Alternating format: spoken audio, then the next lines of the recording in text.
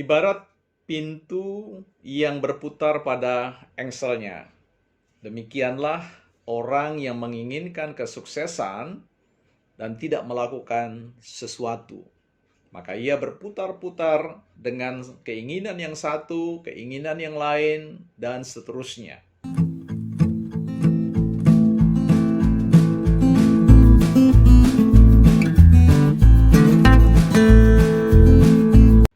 Mungkin teman-teman sudah pernah menyaksikan atau bahkan mengalami secara pribadi bahwa di akhir tahun kita sering menyusun sebuah apa yang kita sebut dengan resolusi akhir tahun dan awal tahun baru.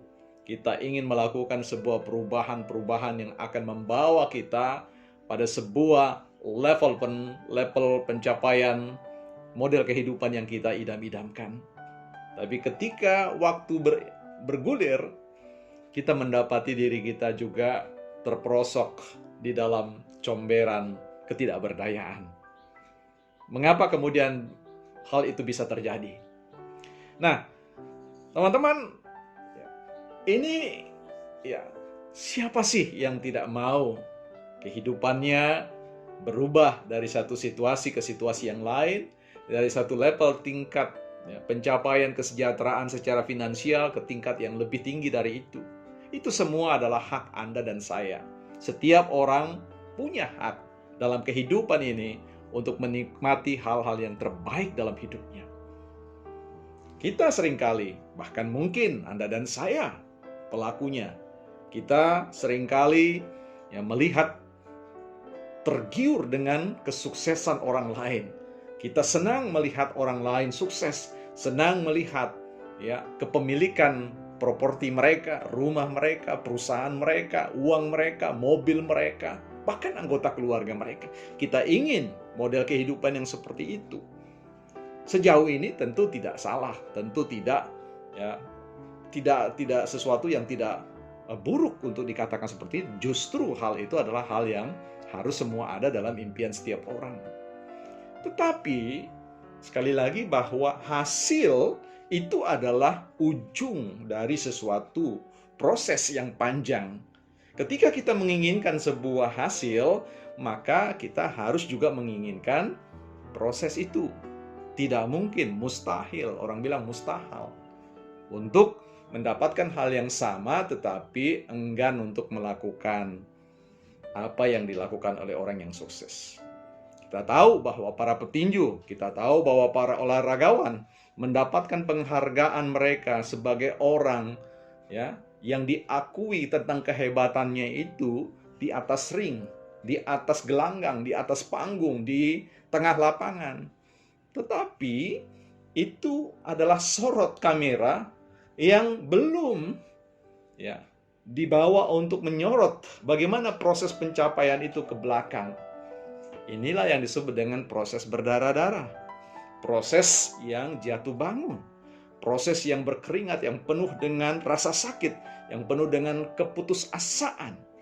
Tetapi kita lihat bentangan, sekalipun dia jatuh, sekalipun dia berdarah-darah dalam tanda kutip, tetapi dia tetap melangkah, jatuh bangun, dan terus dia hanya mau fokus ke depan bahwa ia harus menyelesaikan sebuah proses untuk menyerahkan hasilnya di ujung proses itu.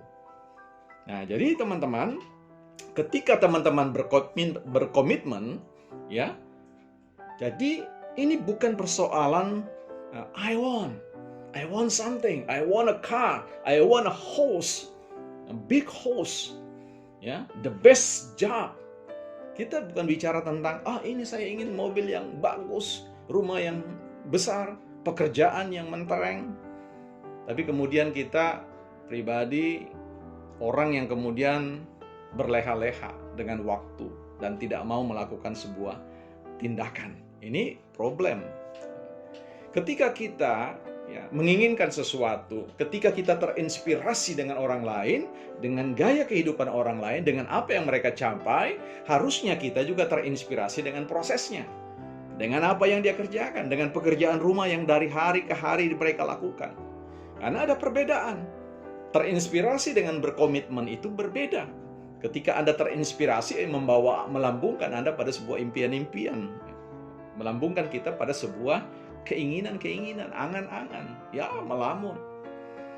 Tetapi ketika bicara tentang komitmen, ini yang disebut dengan fervoration, ya, kerja keras, ya, kerja keras, kerja yang sifatnya tidak peduli apakah hujan atau badai, tidak peduli apakah Anda dalam kondisi mood atau tidak, dalam kondisi terinspirasi atau tidak.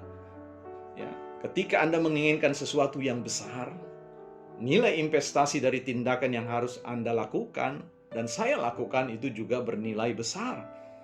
Jean Paul Sartre mengatakan bahwa commitment is action, not word. Jadi bicara tentang komitmen itu adalah tindakan, bukan kata-kata. Word is empty, ya. Action is fulfillment. Jadi kata-kata itu adalah kosong, ya. Tentu yang saya maksudkan bukan dia tidak berisi, tetapi dia hanya menjadi sebuah ide atau gugusan yang abstrak, yang tidak ada wujudnya, yang tidak ada fisiknya. Ketika Anda menindaki kata-kata itu, ketika kita menindaki kata-kata itu, maka fisiknya muncul, wujudnya muncul. Ketika Anda ingin mau membeli buku, tapi Anda tidak melakukan satu tindakan untuk pergi ke toko buku atau menghubungi penjualnya, Anda tidak akan mungkin memiliki buku itu. Itu sederhana. Ya, jadi sekali lagi teman-teman, kita berbicara tentang membayar harga. Terinspirasi itu oke banget ya, oke betul ya. Tetapi bagaimana mengambil komitmen, loncat dari tempat tidur di pagi hari dan kemudian melakukan apa yang harus dilakukan tanpa memperdulikan tentang perasaan awal itu. Itulah yang menjadi sebuah komitmen, yang menjadi sebuah rambu-rambu, sebuah tanda bahwa Anda berlari dengan kecepatan, bukan hanya dengan kecepatan yang tepat, tetapi Anda melintas di track yang tepat. Itu yang penting. Jadi Tekes mengatakan bahwa jikalau Anda ingin menaklukkan sesuatu, maka berkomitmenlah. Tidak ada sesuatu yang berharga yang dapat kita taklukkan hanya dengan menghamburkan ribuan jutaan kata-kata. Aku ingin, yang I want it. Tetapi ketika Anda melakukan sesuatu tindakan demi tindakan, Anda sedang membangun puzzle, Anda sedang membangun batu bata kesuksesan dalam hidup ini. Siapapun diri Anda yang sekarang ini, apapun kondisi dan kualitas kehidupan yang ada sekarang yang kita alami, itu semua adalah hasil dari apa yang kita lakukan kemarin-kemarin hari. Jikalau Anda tidak puas dengan apa yang Anda miliki sekarang, maka evaluasilah. Ya, mungkin Anda tidak harus melihat ke belakang, tetapi mari kita melihat, berkaca, bercermin pada orang-orang yang sudah sukses, tanyakan proses seperti apa.